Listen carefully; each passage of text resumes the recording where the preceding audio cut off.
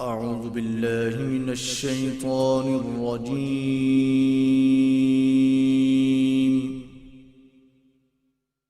بسم الله الرحمن الرحيم.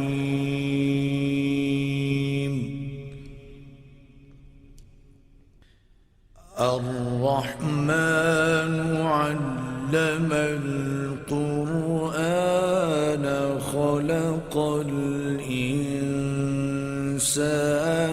علمه البيان.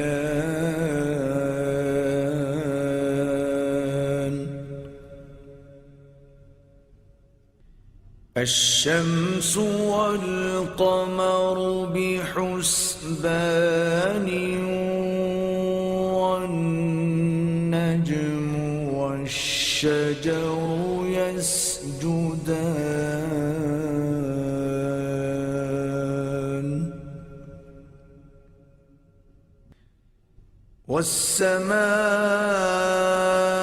والسماء رفعها ووضع الميزان ألا تطغوا في الميزان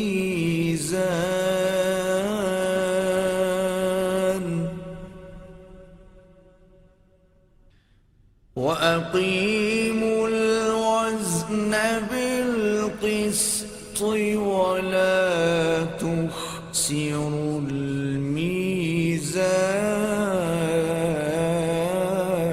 الميزان والأرض وضعها للأنام فيها فاكهة والنخل ذات الأكمام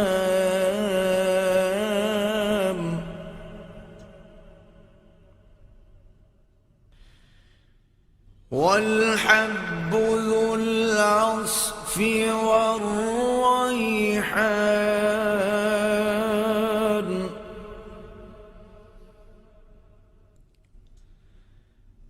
فبأي آلاء ربكما تكذبان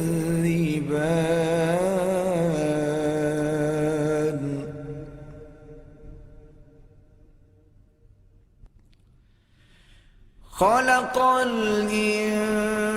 الإنسان من صلصال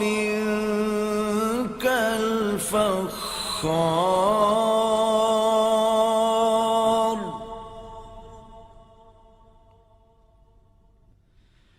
وخلق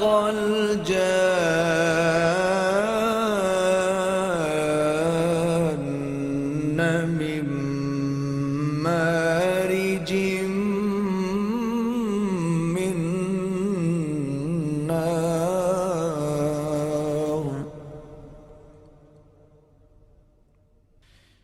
فبأي آلاء ربكما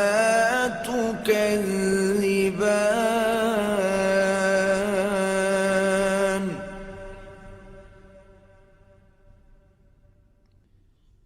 رب المشرقين ورب المغربين فبأي آلاء ربكما تكذبان مرج البحرين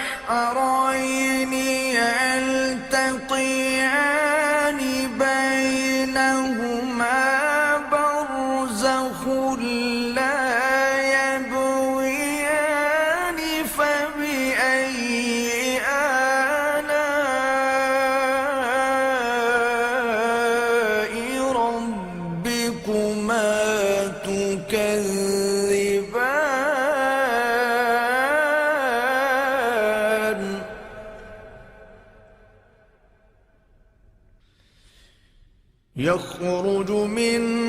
فبأيهما اللؤلؤ والمرجان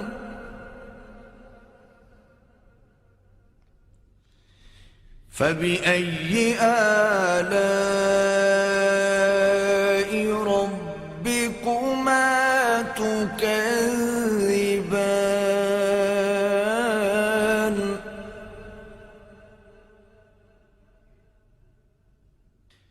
وله الجوار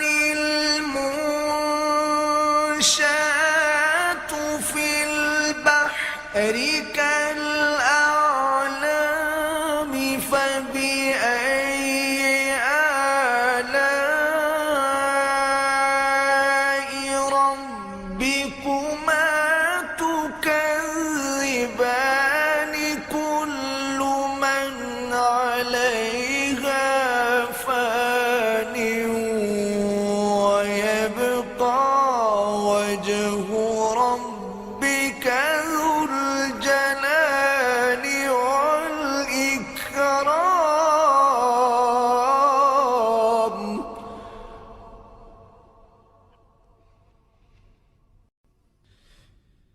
فبأي آلاء ربكما تكذبان يسأله من في السماوات والأرض كل يوم هو في شأن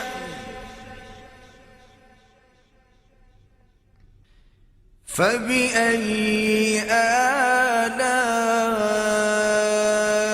آلاء ربكما تكذبان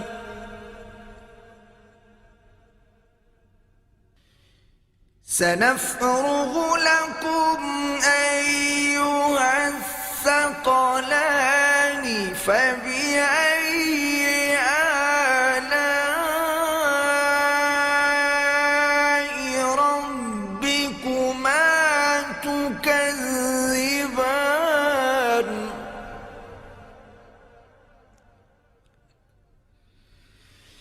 يا معشر الجن والإنس إن استطعتم أن تنفذوا من أقطار السماوات والأرض فانفذوا لا تنفذون إلا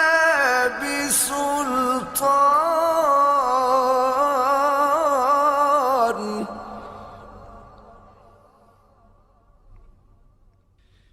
فبأي آلاء ربكما تكذبان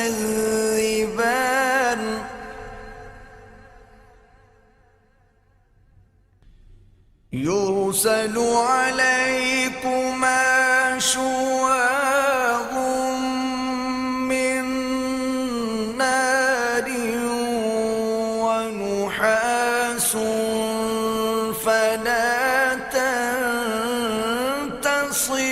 تنتصران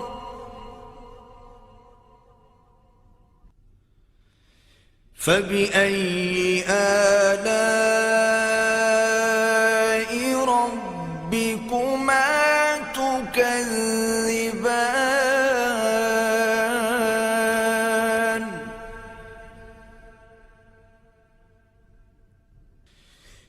فإذا انشقت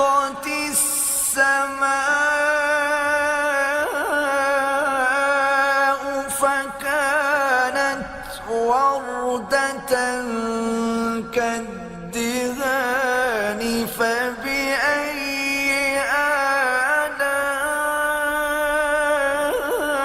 آلاء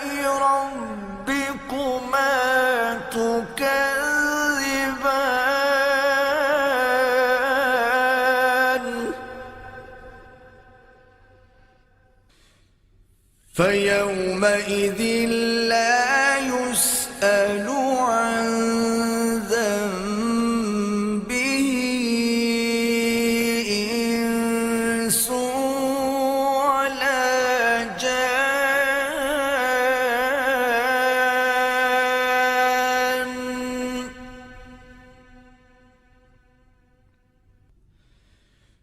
فبأي آلاء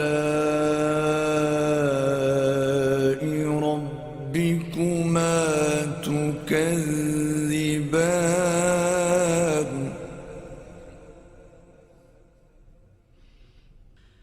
يعرف المجرمون بسيماهم فيؤخذ بالنواصي والأقدام.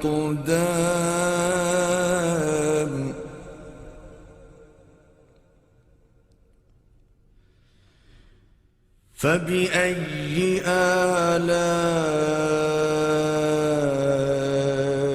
ربكما تكذبان.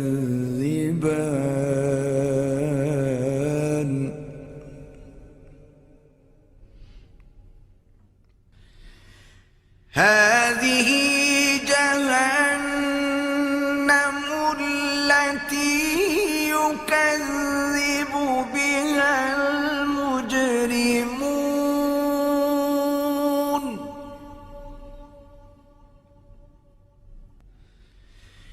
يطوفون بينها وبين حميم آن.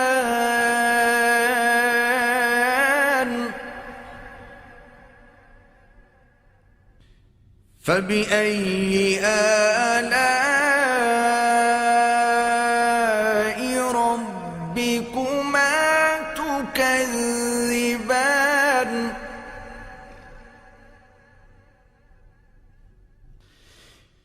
ولمن خاف مقام ربه جنتان. فبأي آلاء ربكما تكذبان ذواتا أفنان. فبأي آلاء ربكما تكذبان فيهما عينان تجريان.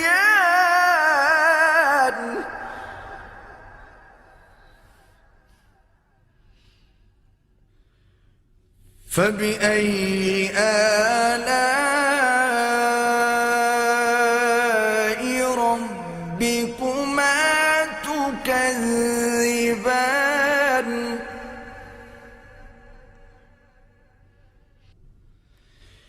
فيهما من كل فاكهة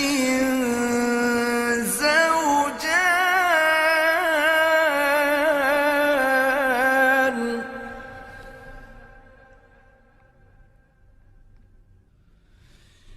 فبأي آلاء ربكما تكذبان.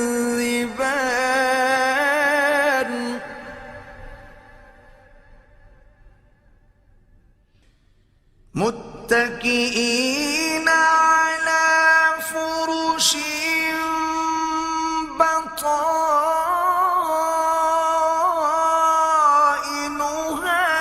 من استبرق.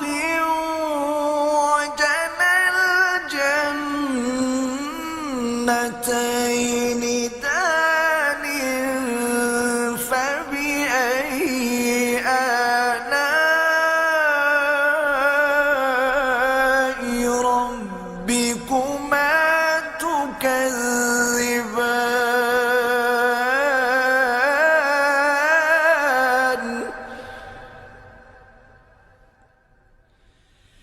فيهن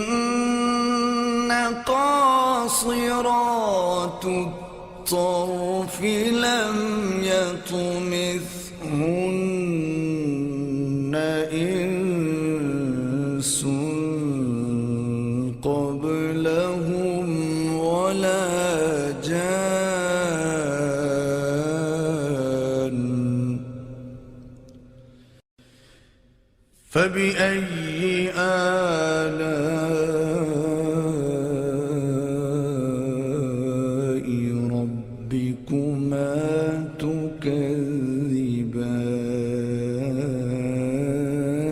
تكذبان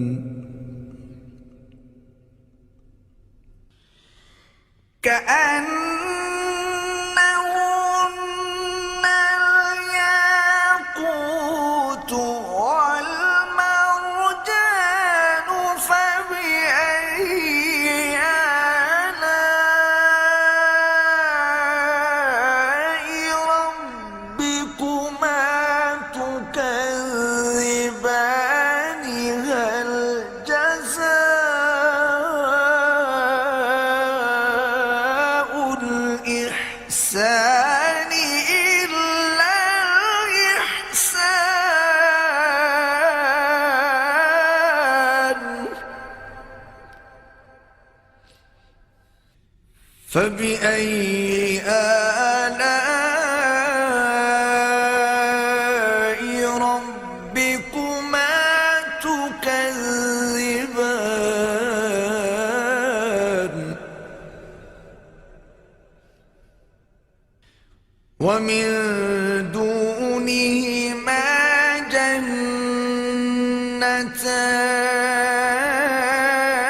جنتان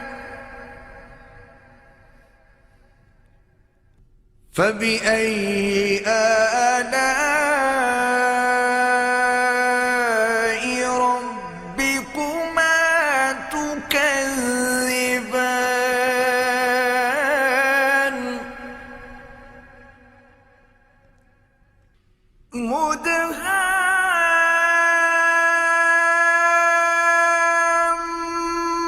مدهامتان فبأي آلاء ربكما تكذبان فيهما عينان نضاختان فبأي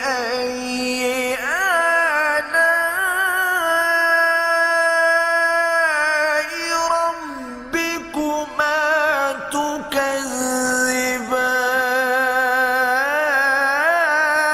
تكذبان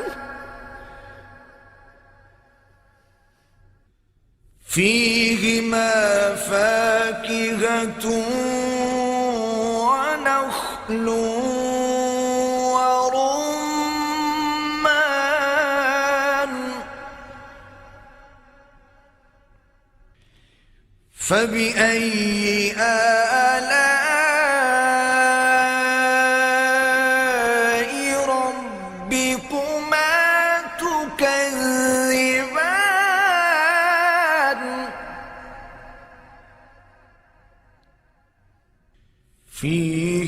فيهن خيرات حسان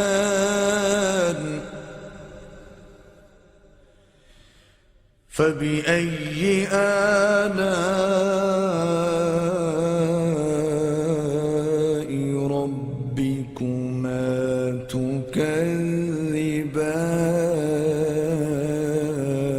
تكذبان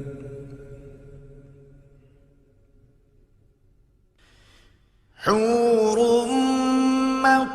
مقصورات في الخيام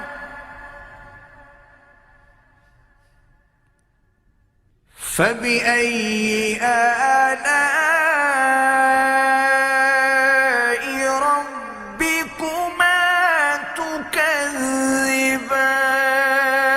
تكذبان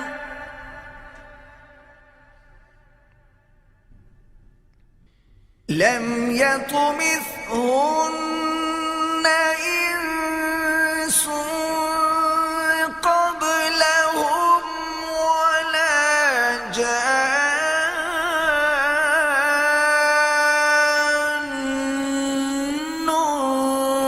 فبأي آلاء ربكما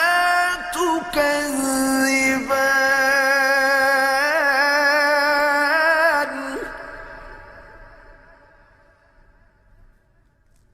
متكئين على رفرف خضر وعبقري حسان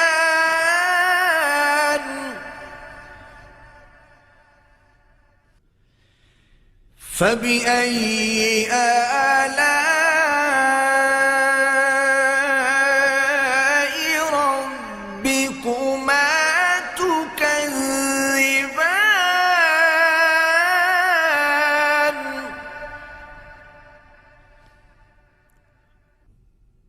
تبارك اسم ربك ذي الجلال والإكرام